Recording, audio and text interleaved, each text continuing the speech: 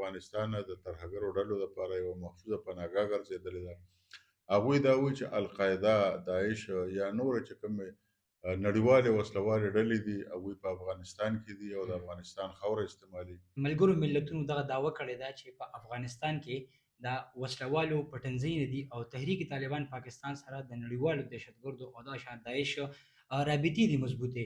ورسره یې دا دعوه هم کړې ده چې دا مفتي نورولي مسعود چې دی هغه ته هره میاشت 15,000 ډالر میلاویږي. خو بیا بل طرف ته د افغان طالبان دغه دعوې ردوي او وایي چې زمونږ خاوره چې کوم دی هغه د یو بل هیواد پر ضد نه استعمالیږي. دغه رپورټ کې ستاسو په خیال باندې څومره حقیقتونه دي او د افغان دغه طالبانو دې دعوې ته په کوم نظر ګورئ؟ ګوره دا د ملګرو ملتونو یا اقوام متحده یا یونایټډ نیشن چې ورته موږ وایو دا د هغې راپور دی او په دې کې ډېر ماهر کسان وي او په دې کې د یو ملک کسان نه وي، په دې کې د ډېرو ملکونو کسان وي او هغوی چې کوم راپور جاری کوي نو هغه د ډېرو حقایقو په بنیاد باندې جاری کوي. اوس پکار ده چې افغان طالبان هغې ته منطقي جواب ووایي، ځکه چې هغوی دا وایي چېرې موږ مسلسل په افغانستان باندې نظر ساتلی دی، افغانستان د ترهګرو ډلو دپاره یوه محفوظه پناهګاه ګرځېدلې ده.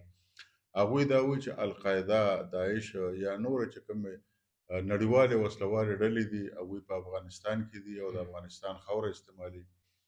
هغوی نور هم ډېر الزامات لګولي دي. هغوی دا وایي چې د ټي ټي پي چې کوم مشر دی نورولي مسعود هغه ته هره میاشت 5,500 ډالره ورکول کېږي او دغه شان د زنانو د تعلیم په هکله هم هغوی خبرې کړي دي، دغه شان نورې خبرې هم کړي دي. یوه خبره هغوی دا هم کړې ده چېرې بلوچستان پاکستان ته چې کوم ترهګر راوړي نو هغه د قندهار نه، د پکتیا نه، د زابل نه، د هلمند نه او د دې ځایونو نه هغه پاکستان ته راوړي او پاکستان کې بیا ترهګري کوي. نو دا لکه د پاکستان راپور نه دی، دا د اقوام متحده راپور دی او پکار دی چې دې ته مکمل جواب وویلی شي. شاه صاحب هغې د دوحې د مذاکراتو خبر هم کړې ده. هغې ویل چې یاره مسلسل چې کوم دی دغې سرغړونه کېږي لګیا ده.